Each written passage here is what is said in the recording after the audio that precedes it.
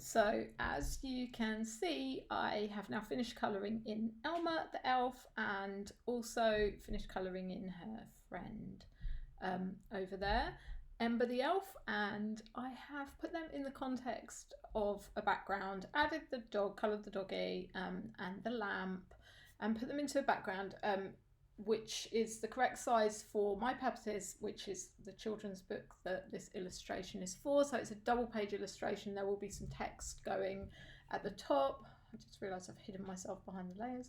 Hey.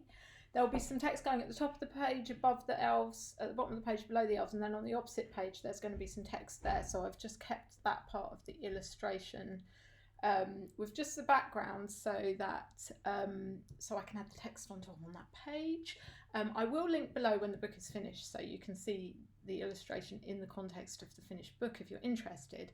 And also let me know if you're interested in tutorials about how I create the full background, like the snowy background and different ones that I do, because I'm happy to create more tutorials for you guys. Just comment below or send me a message on my social media. Make sure you subscribe for more videos.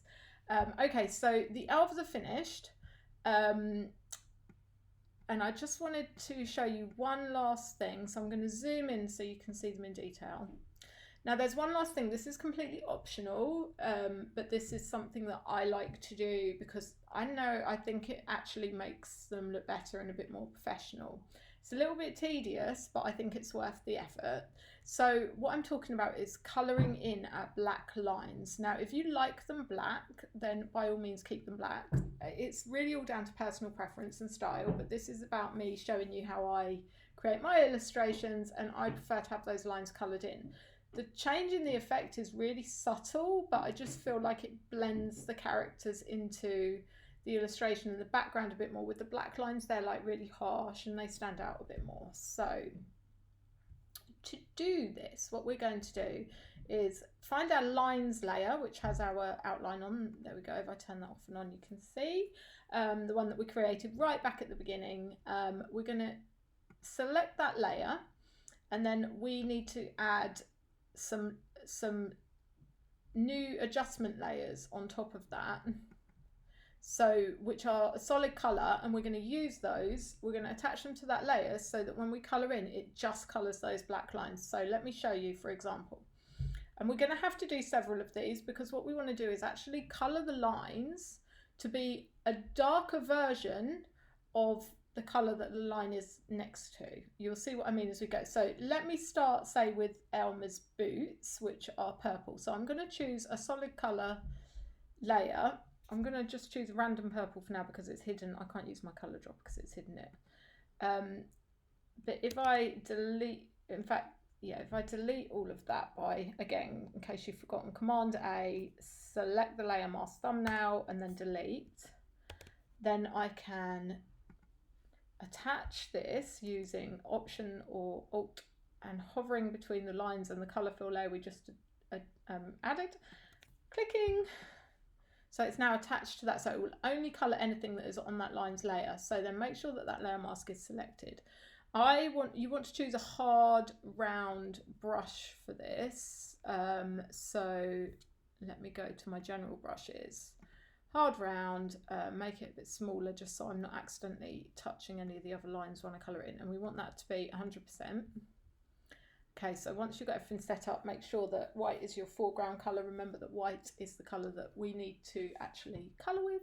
If we make it black, it will erase. So then I need to go to, basically I can use this for any purple sections of line. If I zoom right in, you'll see what I mean. Oh, let me just change this purple so that it's, right, I'm going to select the purple, the darkest purple of her boots, and then I'm going to go down darker. So we want it almost black, just not quite black, and in the colour that it's next to. And then we just want to, getting our brush again, which I've already set to the right settings, just want to literally colour over and be really careful to only touch the lines that are next to that purple. Just literally going to colour over all of those lines, and I'm going to go up and do that for the lines of her cape too.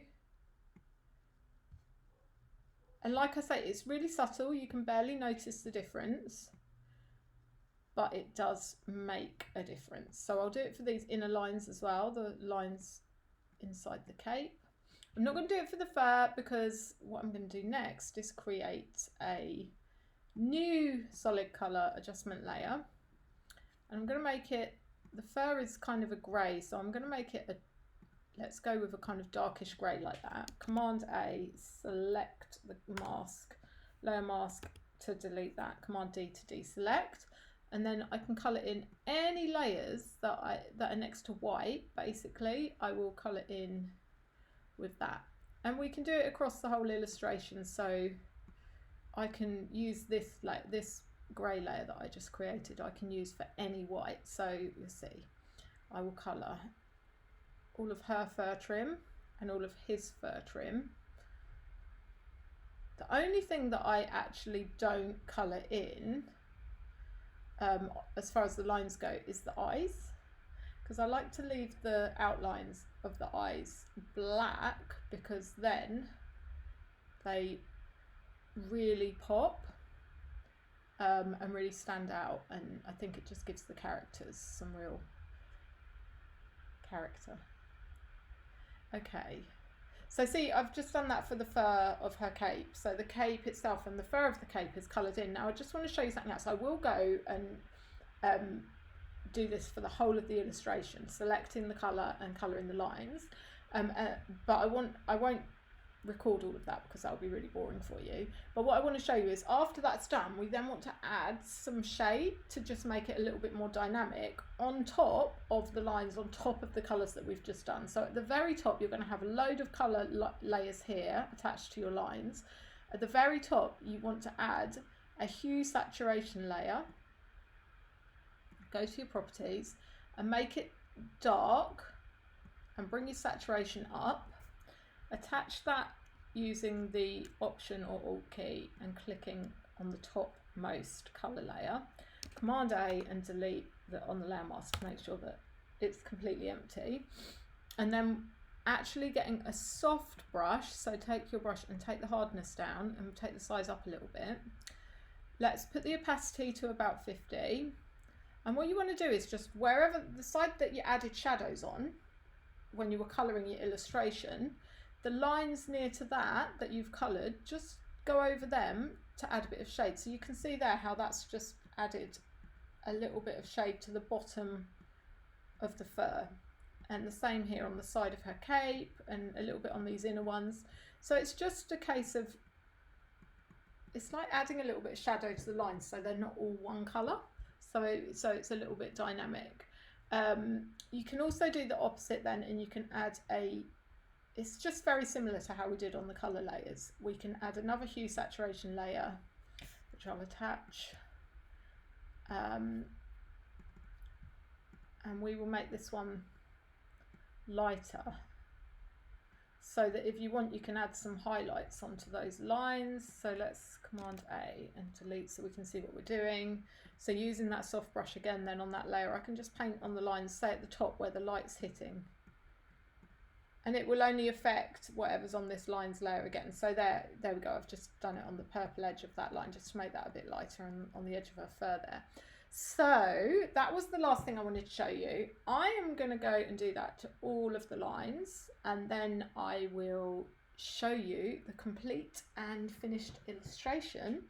And what I would really love is if you would show me your illustrations when you finish them. So check out in the description of the video, I will put a link to my group where you can post them. Post them in the comments, come into my group on Facebook, come find me on Instagram, and just let me know how you got on with the tutorial, and let me see your finished illustrations. That would be awesome.